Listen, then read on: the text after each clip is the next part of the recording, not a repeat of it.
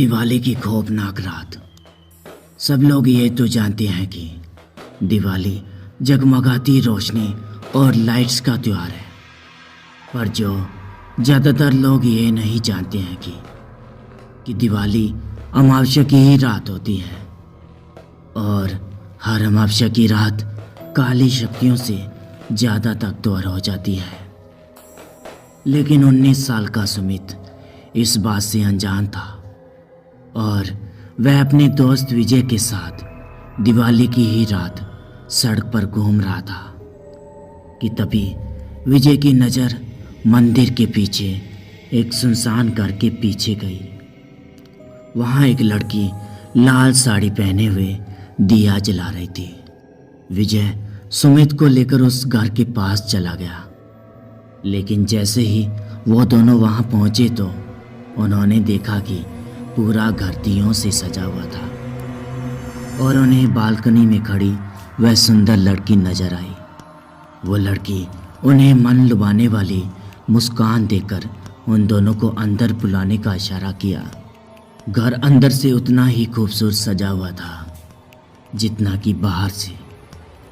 मेज पर खाने के लिए अलग अलग चीज़ें रखी हुई थी कि तभी सुमित मेज से एक लड्डू उठाकर खाने लगा, पर उसके हाथ से वह लड्डू गलती से नीचे गिर गया। जैसे ही सुमित उस लड्डू को उठाने के लिए नीचे झुका तो उसने देखा कि मेज के नीचे एक भयानक काली परछाई थी जो सुमित को देखते ही गायब हो गई। सुमित जैसे ही विजय को यह बताने के लिए ऊपर ही उठा था तो उसने देखा कि विजय सीढ़ियों के ऊपर खींचा चला जा रहा था। सुमित बेहद ही घबरा गया था कि तभी अचानक घर में पायल की आवाज आने लगी, जैसे कोई लड़की एक कमरे से दूसरे कमरे में जा रही हो। सुमित उस आवाज के पीछे पीछे सीढ़ियों से ऊपर चला गया, लेकिन ऊपर जाते ही उसे कमरे के अंदर पंखे से लटकती हुई एक लाश दिखी। सुमित उस लाश का चेहरा देखकर बुरी तरीके से कांपने लगा, क्योंकि वो किसी और का नहीं बल्कि विजय की ही लाश थी। सुमित डरते डरते पीछे मुड़ा तो उसके ठीक सामने वही सुंदर लड़की खड़ी थी और उसे देखकर मुस्कुरा रही थी।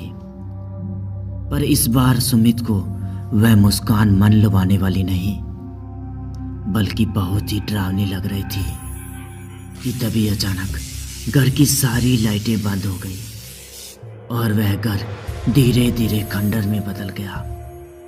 वह लड़की अब भी सुमित को देखकर मुस्कुरा रही थी कि तभी अचानक लाल साड़ी पहनी हुई उस लड़की के बाल सफ़ेद और लंबे होने लगे और उसकी आंखें एकदम लाल पड़ गई और उसका चेहरा एकदम डरावना हो गया था।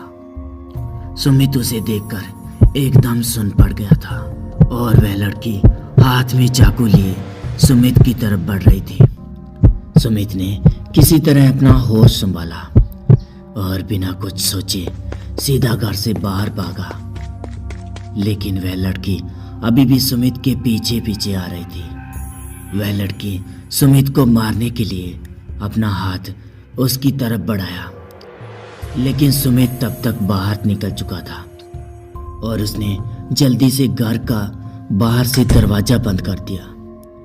वह लड़की उस दरवाजे को अंदर से बहुत तेज से ठोक रही थी, लेकिन तभी अचानक ठोकने की आवाज बंद हो गई और फिर सुमित को उस लड़की की चीखने की आवाज सुनाई देने लगी, जैसे वह उस घर में कैद हो गई हो। सुमित वहां से तेजी से बाहर निकला और अपने घर जाकर चुपचाप सो गया।